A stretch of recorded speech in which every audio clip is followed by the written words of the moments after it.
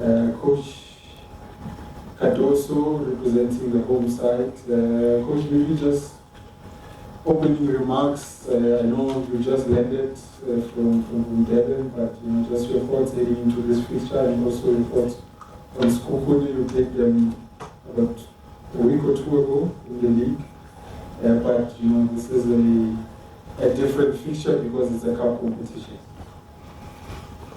Thank you very much. Thank you very much for your presence. Regarding this match, obviously that despite we played Sekhukhune not that far ago, though that time, as you said, we believe it's a different match. Not only because it's a different competition, it's one match that will decide who will go through to the semi-finals of Nedbank Cup. But anyway, also eventually different kind of approaches on the match. Let's see. Eventually different players playing. Let's see from both parts. We played yesterday, Sekhukhune 2 days ago. We have still because in this moment the team is training. I had to come, but the team went to train, of course. At least some of the players, and the other ones try to evaluate them, see how they are, the condition, and who can tomorrow already go for the preparation of the match. Anyway, we expect a similar match to the previous one, a hard one. It was like that we saw the match with Sekhukhune. Whatever was the result of the previous match has nothing to do with how we feel the game will be played. We need obviously to have the best attitude. We know what we did well, what we need to take care. We know very well the strong points of Sekhukhune, and we know how they can harm us, so how we need to control them. But we have a strong intention, a very strong intention regarding the outcome of the match. Obviously that we want to proceed. It's a competition where we want to be in the final and play to win the trophy. And for that we need to be very strong, very, very, very strong. With all the conditions, whatever they are, I'm pretty sure we're going to be very strong. Thank you, Coach. Let's take questions from the floor. Show of hands. Let's go to Zako. Good afternoon, Coach. Coach, I think you have a few players currently observing the month of Ramadan. Could you perhaps just talk to us about how you are handling them, if there is perhaps maybe a special program that they're on, and also just your experience of having coached in countries that are Muslim, so to speak? It's interesting, very, very interesting question. We don't have many players under that conditions. I think we have only 3 of them. From them, one we usually use more, the other one we also use regularly. The third one we are not using so much. But from my experience, and even yesterday we spoke about that, from my experience last year, I didn't felt that the team suffered during the period of Ramadan. But that implies a big discipline from the players in order to cope with the challenges, obviously, that Ramadan brings for those players. Depending on the hour of the matches, that can be more tricky or less, because as you know, they do their last meal before the sun rises, and they keep them they're fasting until the sun fades. So it implies that they need to be fed or they need to eat during the night, and they need to rest or sleep more, especially in the morning. So usually what we have to do is obviously adjust the schedule so that they follow their own routine. The team meetings, some of them we need to make them individually for those players. But also it's important that we all understand that from my experience in Tunisia last year, where almost all the team was fasting, so it was exactly the opposite as we have here. So we were a couple of people that were not fasting. That also there are different levels of fasting, because Ramadan and the religion doesn't oblige us, for example, in the match day. So when the person has to work, doesn't oblige to make a pure and complete fasting. It says that day can be compensated after. So it might happen that some of the players on the match days, they don't fast in order to, but then they need to give extra days in the end. So that's what the religion says, and that was the experience that I got. But anyway, even in Tunisia last year, there were a lot of players that didn't eat anything on the match days. I remember the most challenging situation that we had was when we played ASEC Mimosas away for Champions League, that we were playing, I think, at 8 o'clock, and we took the players earlier on the locker room, and they had a dinner before the match, adapted with dinner, but we had a dinner before the match. So I think we will cope with the situation, trying to minimize as much as possible the impact of the fasting, trying to give them the opportunity to rest and to compensate eventually the fact that they have to wake up during the night to eat. But probably where you can feel a little bit more is in the last week of that period. But in the first 3 weeks, usually there's no big impact if we really work on the compensation, and that's what we try to do. So the players are provided special food. The players are waken up in the night so that we really assure that they eat, and we try to provide them the rest in the right hours so that we can have them in conditions to play. Thank you. Let's go to Cardoso.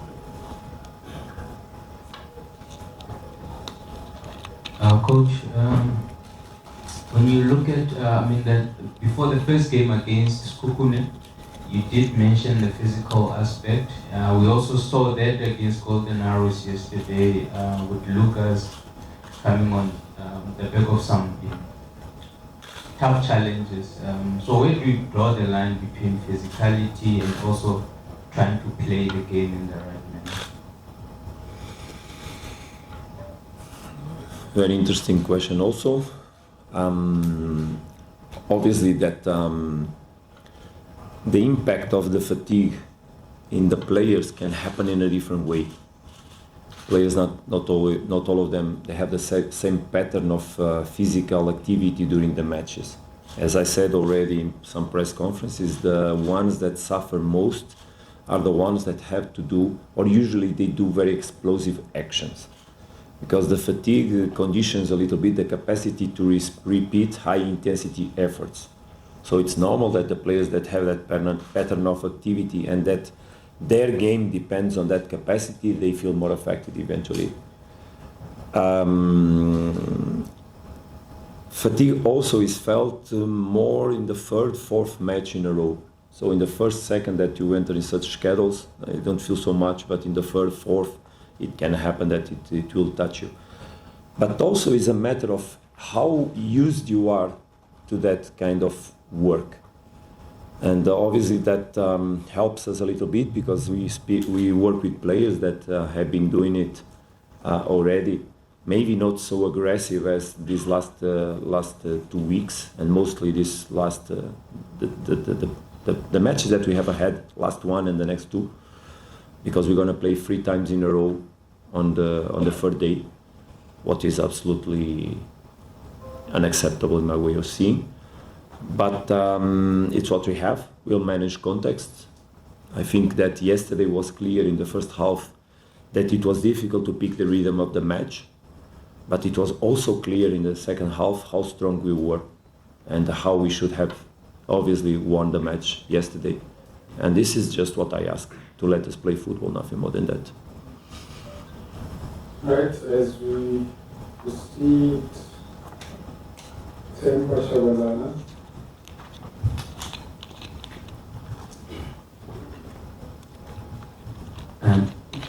Good afternoon, Coach. One of the challenges that we seem to have every match that we play, we see playing in the league or maybe in the cups, has been the officiating. And even if we can take it back to the match yesterday, how far are we, do you think, as a league, are we from getting it right in terms of the officiating now that you guys come all the way to strengthen the league and all of that and bring all these players, but the officiating still remains a problem. Thank you very much to give me the opportunity to speak about that issue, because as you know, I don't like really to mostly personalize whatever has to do with referees. I will never do it, because I think that in the end the coach has more to lose than to win when he personalizes the question. So I will not personalize, because regarding yesterday, you are the ones that should speak for your football. You are the ones that should defend your football. You are the ones, you are reporters, you have a social impact and an impact on the people that have responsibilities on football. Is up to you to highlight what good or worse or bad he's been doing.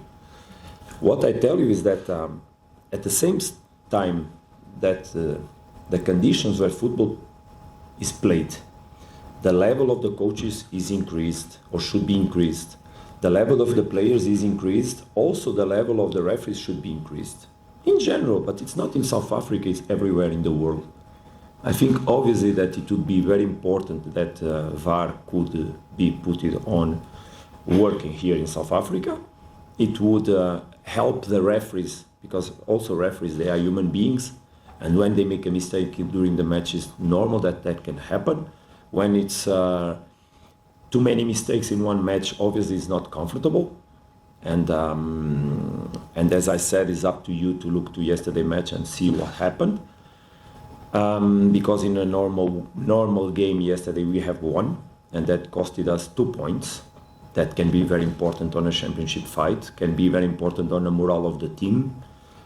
But as I started to say, I think that all the organization of football in South Africa must understand that what is important is to defend football. There must be a vision clear of development.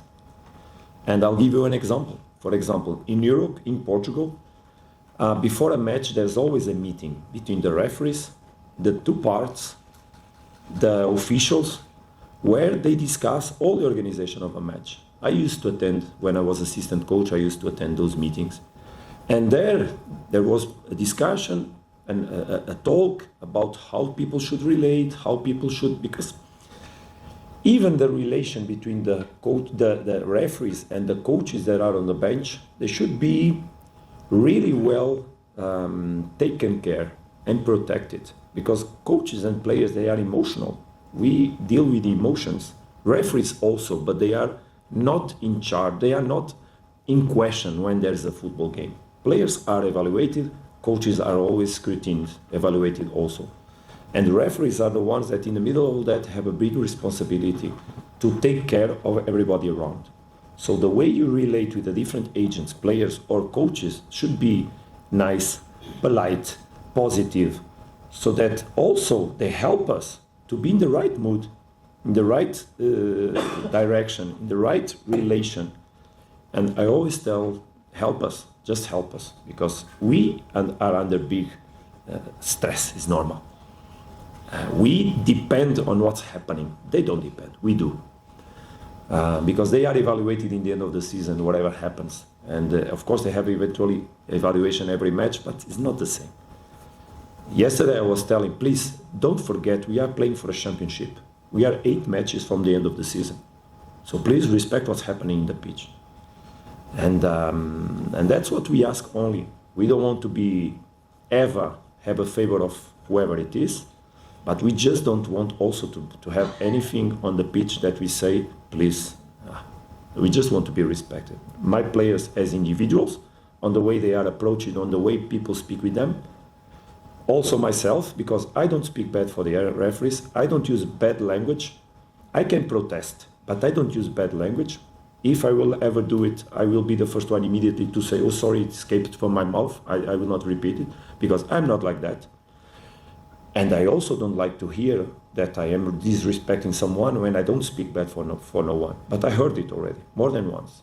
I was already threatened to put it out twice, and I had to ask Steve, please help me, because I did nothing and I'm being threatened to be put it out. I don't like that, of course. That never happened to me. But I already made mistakes myself in my career. I remember once. And because of that, I have a much more I always had it, but now a much more clear vision of how to relate with the different agents.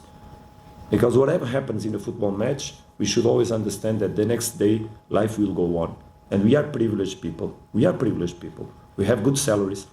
We have our families protected because of that. We do what we love. But I think also the referees do what they love. Also players do what they love. So the way we all should relate is in order to progress football in South Africa. Because one day I'll go away. I don't know if it will be in 1 month. I hope just in the end of several seasons. But I would like one day that my passage through South African football should be remembered, of course, by trophies, but also remembered by a pedagogical approach. And I just want to leave that mark, because I think I'm already 54, you know, it's already an age where you look for things in a different way than when we were 30, that you just wanted to win and make your steps and impose yourself. No, that's not the way I see life now. That's now how I don't speak with my son, I speak with him in a different way.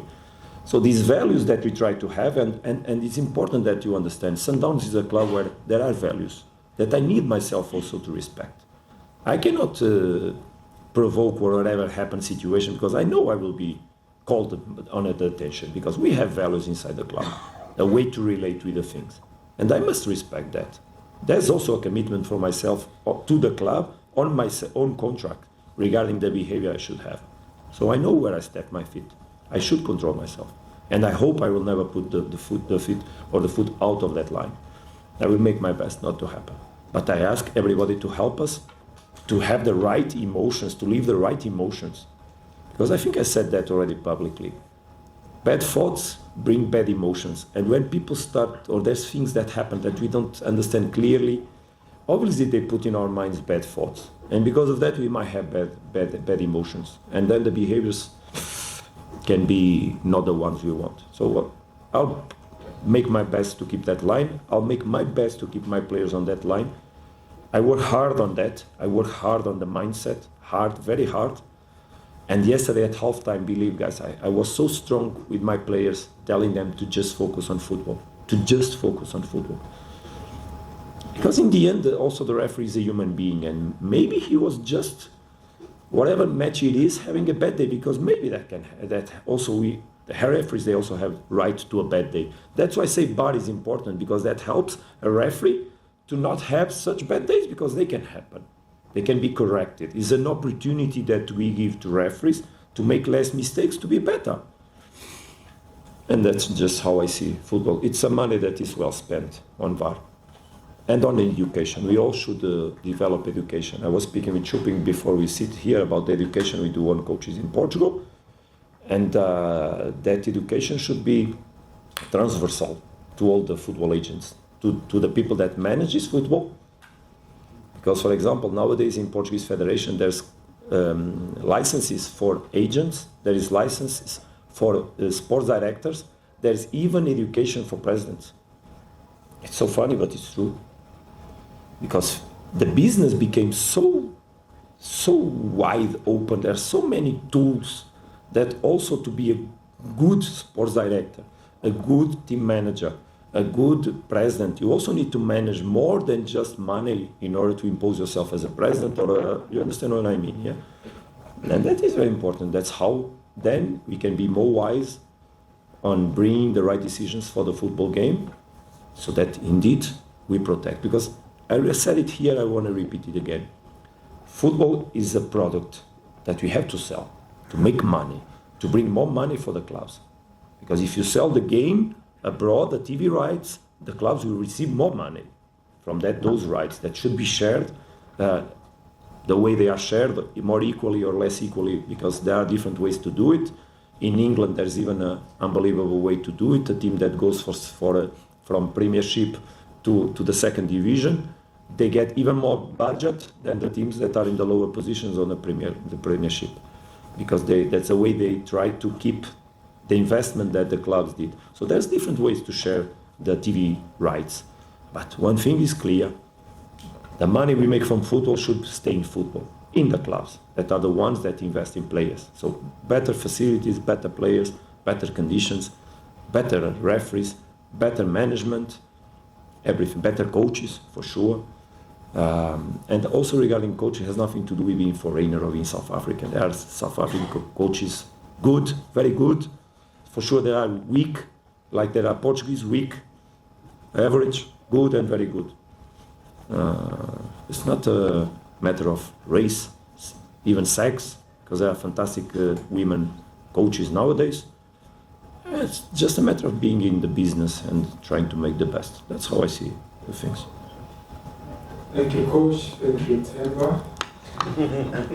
Let's move on to Jawalu. I think I'm moving on to the Zimbabwe session. Is that fine? Yeah. Coach, Jawalu from East 24. As obviously the club that has the heaviest load in terms of schedule, what are you doing to keep players fresh mentally?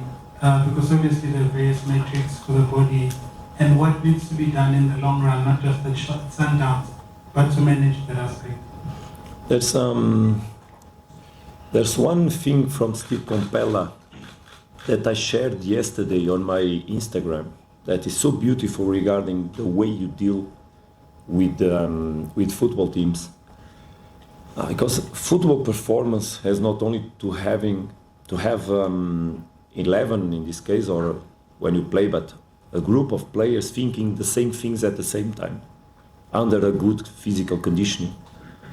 It's about uniting hearts, uniting souls, making brotherhood. Also, I shared a photo that it was public from me with Tapelo and Tepsa after the match with Chiefs, where we were embracing each other. Those emotions are what glues football people in one team. And that's what we have strong, that keep us attached and committed. And for me, it's obviously just remind them in certain moments about that. That's what I did at halftime. Please, boys. I had told them before, but it was not clear that we were leaving the best emotions inside the pitch. I just remember them, what we need to overcome these difficulties, to focus on what? On us or on the others? Let's focus on what we control, because also myself as a coach, I just need to focus on what I control. That is our work.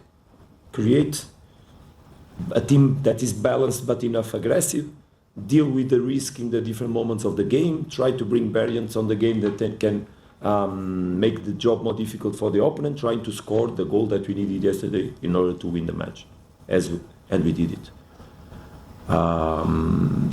But I think that is the most important thing now, to deal with such schedule, is to be united, be strong, be able to give your soul for the other one. I told them on the morning of the match, the ones I love are the ones I can give my life for.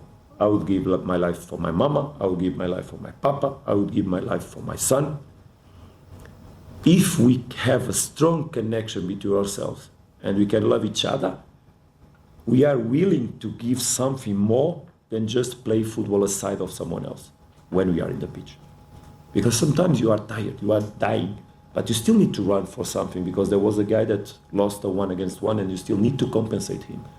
If you have a strong relation with him and with the team and the commitment, you will run for that whatever state of fatigue you are. Maybe you don't arrive on time, but you will try. And I just want them to try. That's basically how I see the moment of this team.